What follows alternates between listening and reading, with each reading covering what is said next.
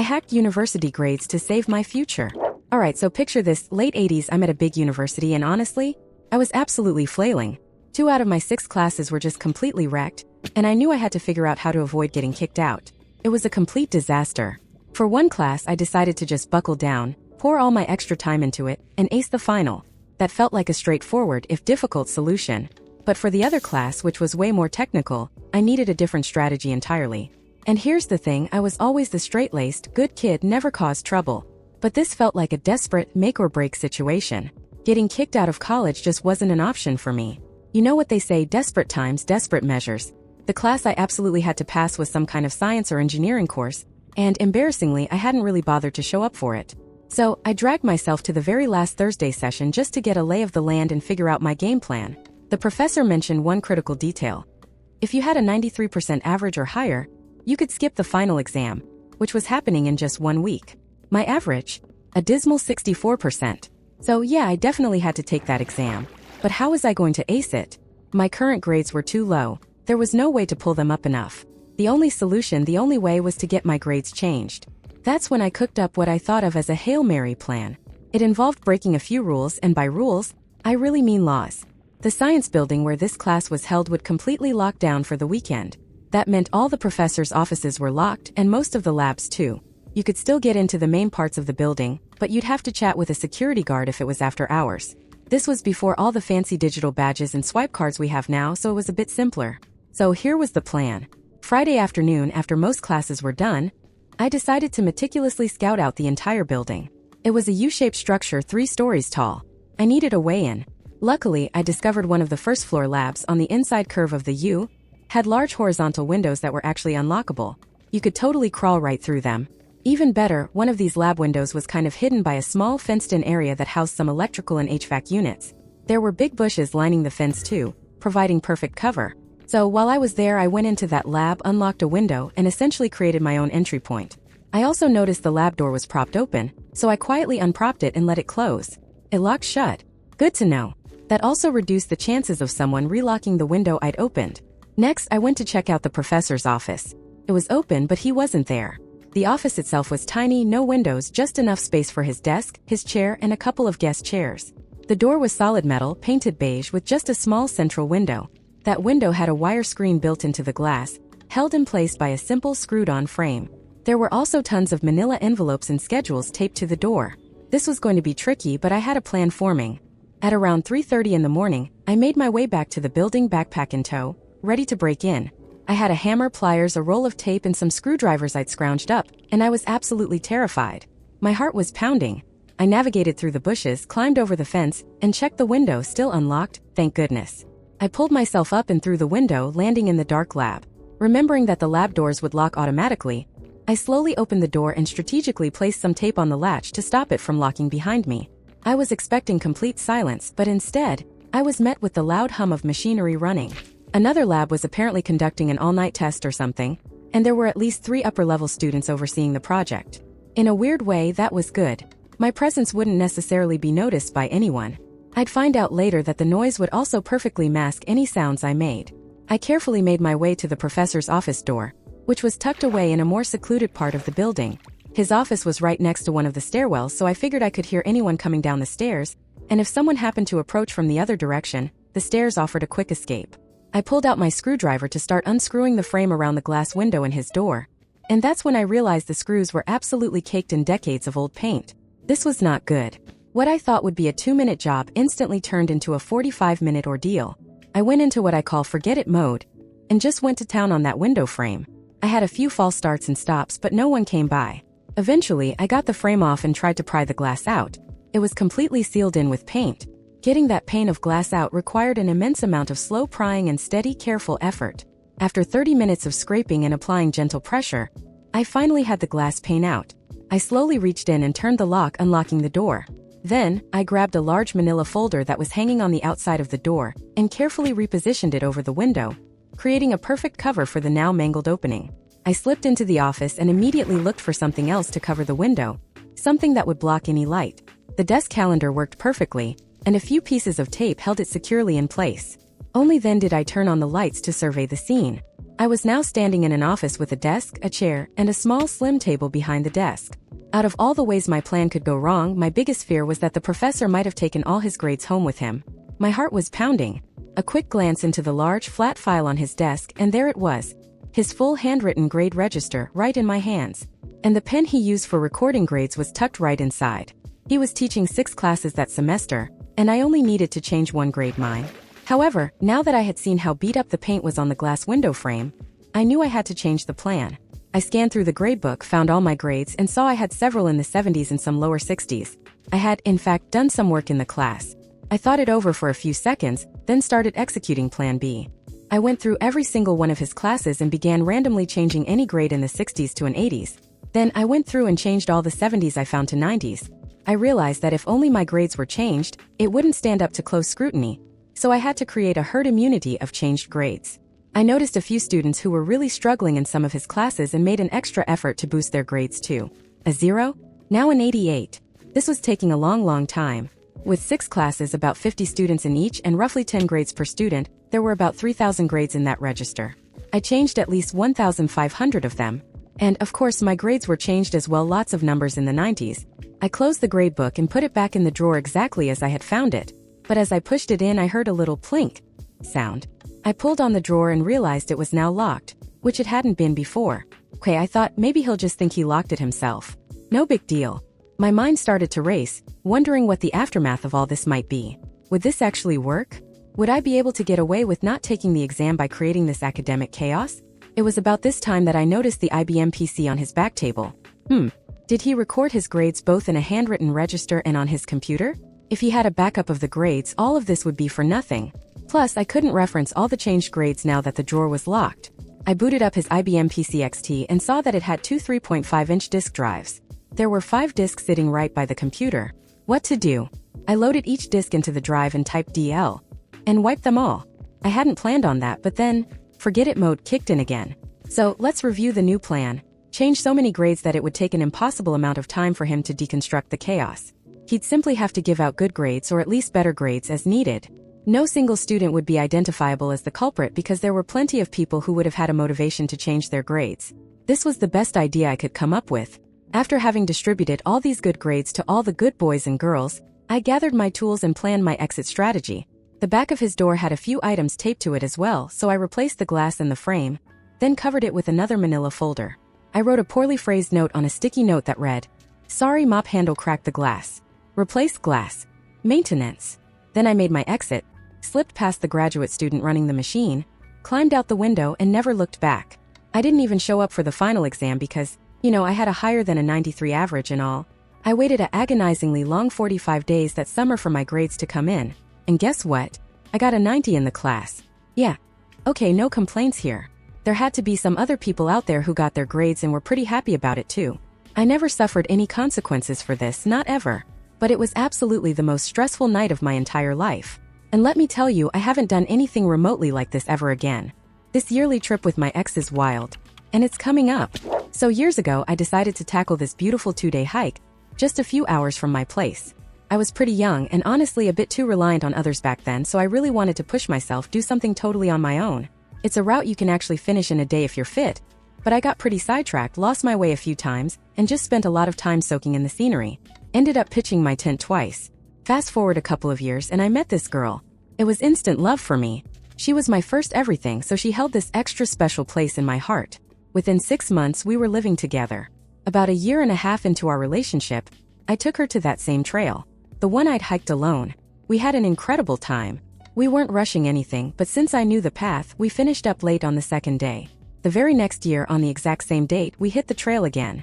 Weather was a bit rough, so we had to set up camp twice, just like my first solo trip.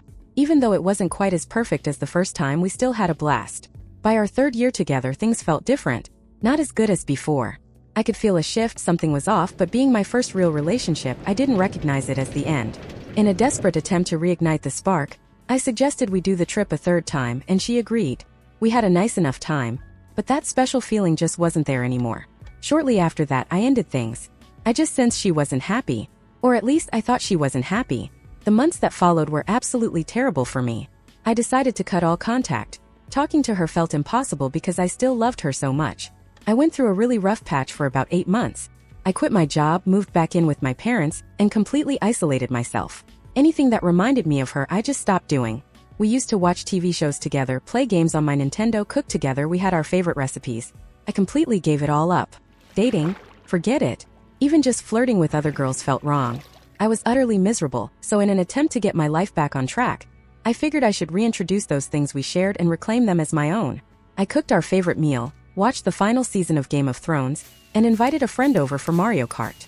It was tough at first, pretty depressing, but after a while, I managed to enjoy these things without her. Thinking I was finally getting over her, I decided I needed to go on our hike again, but this time alone, just like that very first time. It felt like the ultimate symbolic farewell to our relationship. My plan was to finally start dating again after this trip, and I even had someone in mind I was going to ask out. The day of the trip arrived. I was getting ready, feeling a mix of excitement and a dull sadness. Butterflies fluttered in my stomach, making me a little queasy. The closer I got to the parking area, the more my hands trembled. I arrived late in the day. My sleep schedule had been a mess for ages. As I pulled my gear out of the car, I actually hesitated, almost decided to scrap the whole trip. Just didn't feel quite right. But after thinking it over, I knew I had to do it. It was a must.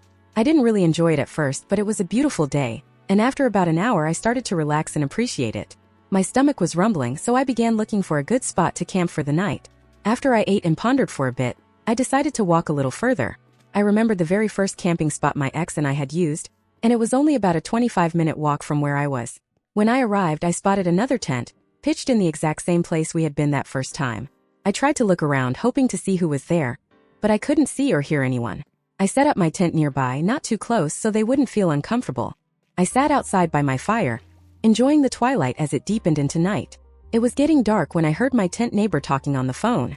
It was a girl, and her voice was so incredibly familiar that I froze for a solid minute. I tried to make out what she was saying, but I couldn't quite catch the words. I was 90% sure it was her, even though it had been a long time.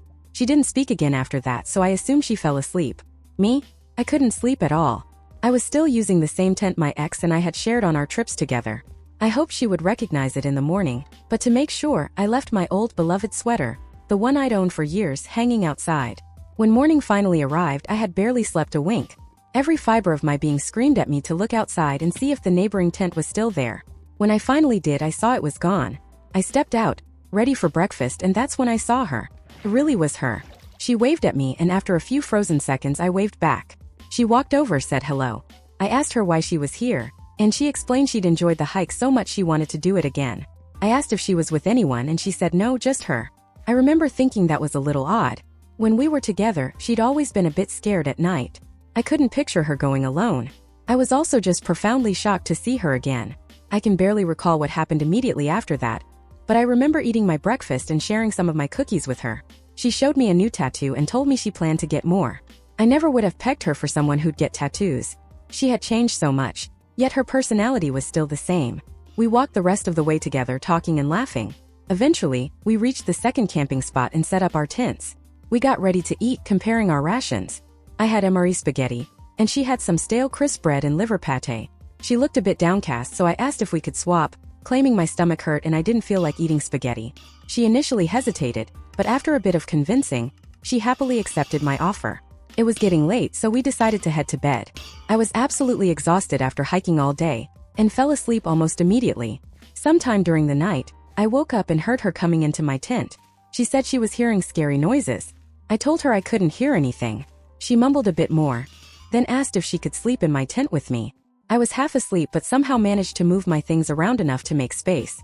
She brought her sleeping bag and crawled inside. I was just drifting off again when I heard her taking off her clothes, and suddenly I was wide awake. She never liked sleeping with clothes on, so I knew she was naked. She also made sure to leave her bra placed right between our sleeping bags, so I couldn't miss it. It took a lot of willpower to fall back asleep, but eventually I managed it. When I woke up the next morning, she was still asleep, and I was spooning her. I'd set up my tent with a slight incline, so sometime during the night, she must have gradually shifted closer to me. After so many months of not being with anyone, lying this close to her, knowing she was naked in her sleeping bag, made me incredibly aroused. Almost, right there in the sleeping bag. I decided to go outside and take care of business in the woods, but the act of getting out of my sleeping bag woke her up. I told her I was just going out to pee, but I don't think I hid my situation very well. I got outside and realized I genuinely did have to pee. So I stood by the trees for a few minutes, waiting for things to calm down enough for me to relieve myself. It was nearly impossible, but eventually I managed. After being out there for a good few minutes, I heard her calling out to me, asking what was taking so long. I just said I really had to pee. She told me to come back, but I knew I wouldn't be able to hike all day feeling this aroused. She called out again, so I went back inside. She was still in her sleeping bag, still mostly naked, but she had put on a thin, sheer sweater. She sat up straight, unzipped her sleeping bag, and gave me a long, lingering look at her chest. I swear I almost passed out from lack of blood to my brain. I couldn't hold back anymore, so I kissed her. She kissed me back, and within seconds, we were both naked on her sleeping bag, making love. We had sex twice, and to this day it remains some of the best sex of my life. For the rest of the trip, we were just like our old selves, exactly how we'd been before our relationship took a bad turn. It felt incredible, and I don't think I'd ever been happier. When the trip ended, we lingered for a bit, but eventually got back into our cars and drove off. Once I got home, I unblocked her on Facebook and scrolled through her profile. Sadly, I noticed a guy she'd introduced me to towards the end of our relationship in some of her pictures. I asked a friend, and he confirmed they'd gotten together a few weeks after we broke up. I wasn't sure if she had cheated on me or if she was just acting strangely because she was developing feelings for this guy. But I spiraled back into the same depression I'd experienced after our breakup. It didn't last as long, but it took much more out of me to pull myself out of it. I also learned from our mutual friend that this guy was the reason she got into tattoos, and that they only dated for a few months before she was the one who ended it. I wanted to contact her, but after some time and a lot of rational thought, I decided against it. After a while, I met a new girl. She was amazing and I really enjoyed her company. I realized I didn't love her, but I think I clung to her because I didn't want to be alone. We dated for a few months, but I just couldn't get serious with her. I believe she was falling in love with me, so I couldn't bring myself to end things. Then my yearly hiking trip date started approaching again. I debated whether to go, but I knew I wouldn't be able to stop myself just in case my ex showed up. I packed my things and headed for the trail. I got there early and waited in my car, just to see if she would appear. I sat there for 2 hours just waiting when I finally saw a car pulling in. Sure enough, it was her, but she had a new car. I waved at her and she smiled and waved back. We caught up and I told her I had a girlfriend. She looked a little disappointed but said she was happy for me. She then asked if I minded us sharing a tent so she wouldn't have to carry hers, and like an idiot I agreed. We started the hike and we had a good time. It wasn't quite the same as the previous year. Things got a little awkward at times, but it was still fun. The first night was tough. She once again got naked in her sleeping bag, and I was incredibly aroused. My girlfriend and I didn't have very good sex. It was boring, and most of the time I prioritized pleasuring myself over being intimate with her. That night I had to sneak out to take care of things twice, and I was still aroused when I tried to fall asleep. The next morning she woke me up, saying she was ready to eat. When I finally managed to open my eyes and look at her, she unzipped her sleeping bag, showing me her fully naked body.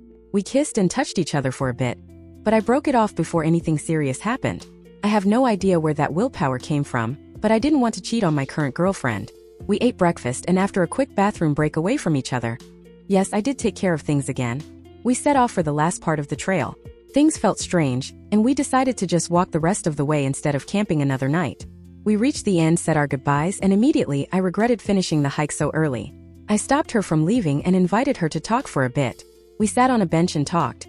I told her I wasn't happy with my girlfriend, and she really helped me process things. I realized I needed to break up with her. By the end of our conversation, we kissed and touched each other more. I pleasured her for some time, and she reciprocated. She ended it there, and we went our separate ways.